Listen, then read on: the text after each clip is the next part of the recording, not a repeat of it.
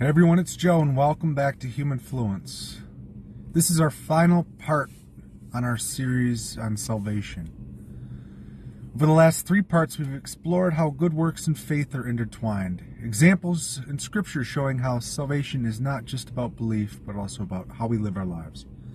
But as we wrap up this series, we're going to take a step back and reflect on something even deeper. The personal nature of the path to salvation. Christianity tells us that salvation comes through faith in Jesus alone.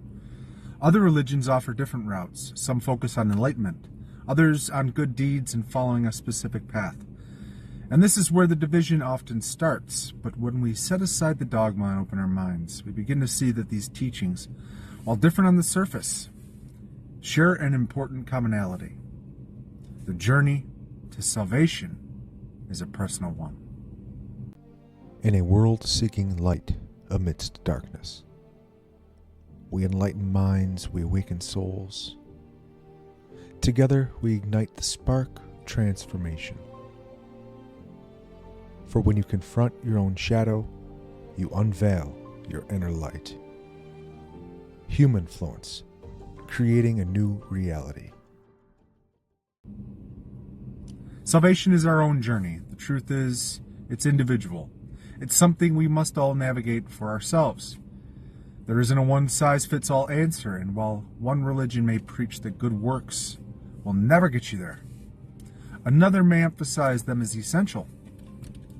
The reality is that these are different perspectives on the same goal: transformation of the self, a return to the divine, or alignment with a higher power.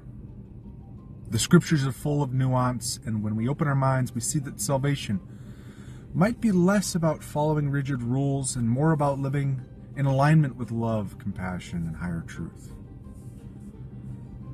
The division we see in the world today is often fueled by these religious differences.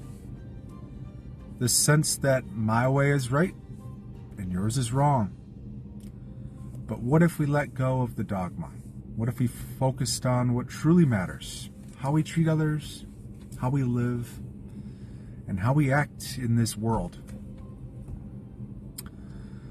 At the core of every major religion, every spiritual teaching is the same essential message. Be kind, love others, live with integrity. Whether it's Christianity telling us to love our neighbors as ourselves, Buddhism teaching compassion for all beings, or Islam emphasizing charity and good deeds. The common thread, it's not just belief, it's action.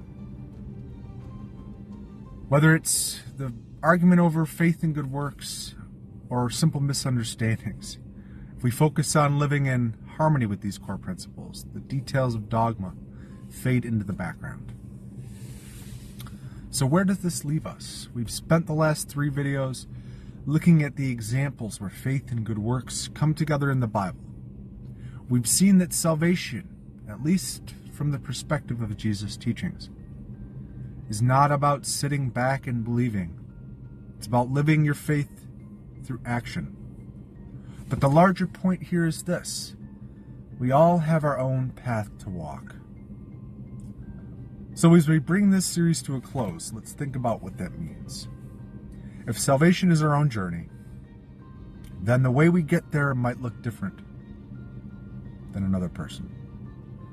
Some may find their way through deep faith in a higher power, while others may focus on living a life full of good works, compassion, and service. The point is, there is no single right path. The beauty of faith and spirituality is that it's deeply personal. And this is where I think we can find unity rather than division. When we let go of the need to be right about salvation, and we open ourselves to the idea that there are many ways to live a spiritual life, we can start to bridge the gaps between us. The messages of love, kindness, and compassion is universal, whether we express it through faith, good works, or a combination of both.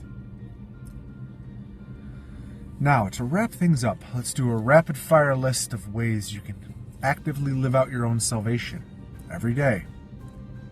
These are not about following dogma, but about living a life aligned with higher values. First, we have practice compassion daily. Start small, be kind to others, even in tough situations. Forgive often. Holding grudges blocks your growth. Let go of resentment. Give freely, whether it's time, money, or support. Helping others elevates your spirit. Seek knowledge. Keep an open mind and always be willing to learn more. Be grateful. Cultivate gratitude for what you have. It changes your perspective. Meditate or pray regularly. Connect with the divine or your inner self daily. Act with integrity. Live your truth even when it's difficult. Help the less fortunate. Acts of service are central to nearly every spiritual path. And love unconditionally. Practice loving without expecting anything in return. Stay humble. Recognize that your journey is just one of many, and we're all learning.